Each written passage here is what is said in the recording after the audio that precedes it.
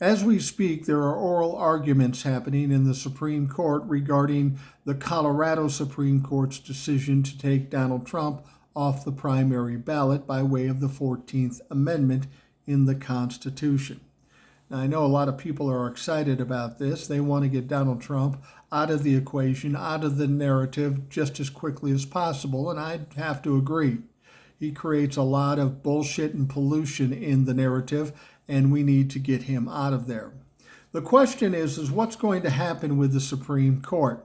And that's hard to tell. Now, a lot of the Supreme Court justices claim to be constitutional originalist. And if that is true, then this should be a no-brainer. Donald Trump should be taken off the ballot. But we have a wild card. That wild card is our Supreme Court is corrupt, lacks credibility and integrity.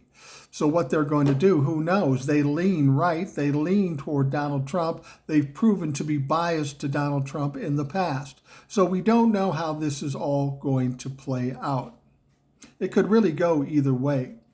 Now, the Supreme Court could do the Republicans a favor and take Donald Trump out of the mix and make it easier for them coming up to the 2024 November election.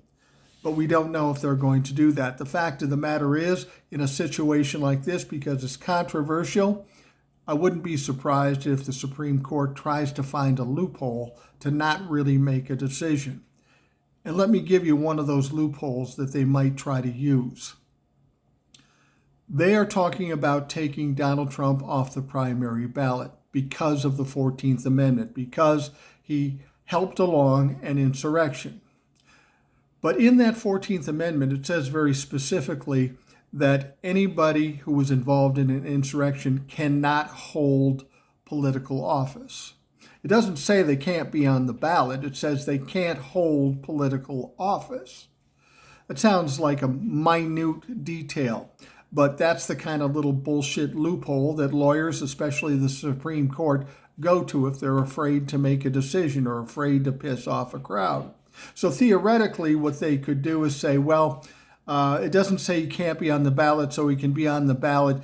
Once he's elected, then we can see whether he can hold office or not, just pushing this whole bullshit down the road. But in the process of doing that, they're fucking destroying our whole political structure and our election structure and allowing somebody who's likely to be convicted of crimes and committed insurrection to be elected to office. Personally, I never thought much about this 14th Amendment thing. I knew it was going to be a stretch to get it, and I don't know that taking Donald Trump off the table right now is in the best interest of the Democrats. At some point, something's going to take Donald Trump out of the mix. There's just too much pressure. I would rather have it be further down the road so the Republicans have less time to group together and put together another candidate.